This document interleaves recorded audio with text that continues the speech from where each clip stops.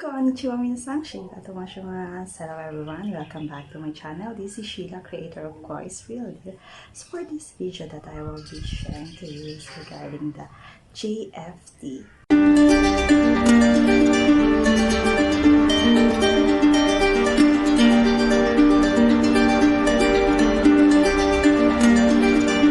So first, here are the common questions that I am receiving regarding this JFT that I will be going to answer. The first question, which means what is JFT? So JFT stands for Japan Foundation Test for Basic Japanese, or JFT Basic. JFT is generally used to measure the level of Japanese language proficiency of the test taker in where they are needed to communicate in everyday life situation. It is used to assess whether the Japanese speaker can be able to engage in everyday conversation to a certain extent and handle daily life without difficulties when going to Japan. To specify this, test measures the level of Japanese language proficiency needed by a foreigner or a foreign nationals like us, Filipino, who about to reside in Japan mainly for work to communicate in everyday life situations that they are going to encounter. So this exam can be replaced or used for the employment in exchange of JLPT. So this exam is also can check our ability or measure on how good are we in Japanese language. So we only have JFT, or Japan Foundation Test for Basic Japanese, and also JLPT, or Japanese Language Proficiency Test, that will be able to measure the level of Japanese language proficiency. No other than exam or test that is mandated by Japan. There are two questions so that I will be answering is that how much is Japan Foundation tests in the Philippines, or it is also known as prometric exam. If you are going to take this JFT exam, you must pay the amount or the prometric exam fee online, which costs 1,500 in peso. Due to the COVID-19 pandemic, for those who have been preparing for JLPT, it is not possible to take JFT instead as a requirement to use for you to qualify in SSW, as this exam uses computers to administer its tests. You can pay in online via online banking or via credit card, e-wallets like CoinsPH, GrabPay, GCash, PayMaya. Very convenient if you have online payment to do. And also, since pandemic, they are very careful in accepting cash, and it's kind of inconvenient for both takers and also the Japan Foundation. Another question is that is JFT can be exchanged to JLPT. So Japan Foundation test into Japanese language proficiency test. For me, as a Japanese speaker, definitely yes, especially this time of pandemic, as the Japan language proficiency test, or JLPT, has been canceled here in the Philippines. But it depends on the employer or the purpose why you're taking JFT. Why I say this? Because some of the taker of JFT are those in SSW, while the JLPT as a worker or a trainee in where TITP. So if your purpose is to work as a technical intern, I can say, or it is better to take JLPT than JFT. But again, you may ask your agency if what is the requirements for them. Number 4 question, who is the organizer of JFT? So, same as JLPT, the Japan Foundation here in the Philippines, which is, if you are here in the Manila, it's located in Makati, is the same organization who organized the JFT. Fifth question is that, how is the JFT conducted? This test is conducted through computer-based testing or CBT. Computers are used for giving and answering the test questions at test centers in each country. So here in the Philippines, we have 4 sites. So for NCR, we have Manila, which is in Ateneo de Manila University, and one in MD Buncho Upskills office, or you may check that, I think it's in Hilpuyat. And another one for Cebu and one for Davao.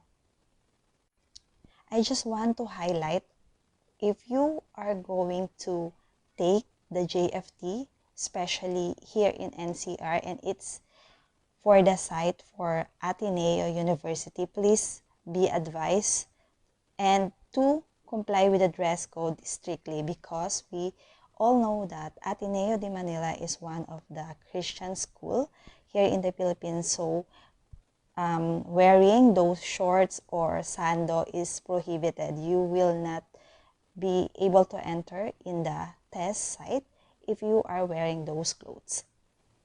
I think this is one of the most common or frequently asked question by the Japanese language taker or Japan Foundation Test Basic Japanese, because they want to know what is the difference between JLPT and JFT aside from the word or the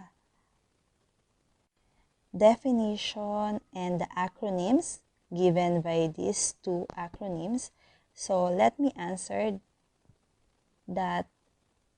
What is the difference between JLPT and JFT is that the JLPT, or the Japanese Language Proficiency Test, has 5 levels and uses optical answer sheets. So you have the test booklet and also the test paper, and you need a pencil to use when you are going to take the exam. And it has 3 category, or it depends on the level that you are going to take. This is one of the difference between the JLPT and JFT. Another is that you need to go to the classroom or to the site in where the person that are going to take the exam is needed to take by himself or herself inside that classroom with a proctor. That proctor that is going to give you the answer sheet and also the booklet. And also JLPT is conducted twice a year, one in July and December in Japan, and selected overseas country who have twice a year. So that is every first Sunday of the month. So if you are here in the Philippines or in Japan or those countries that is selected to have a twice JLPT for a year, you can take the JLPT. While JFT Basic is conducted 6 times a year in Japan and overseas in the Asian region through CVT, or it is computer-based test during this test period set for each country or each Asian region that is possible to have the JFT. With regards to the test result, JLPT results can be confirmed online approximately 2 months after the test date. For me, I took the JLPT December, and around end of January or February first week, I got the result. And after the test date, that is the result for the JLPT. A notification if you pass or fail is delivered approximately 3 months for the JLPT. But for the JFT, in the case of JFT Basic, the results are available on the day of the test, and the notification of assessment result issued within 5 days.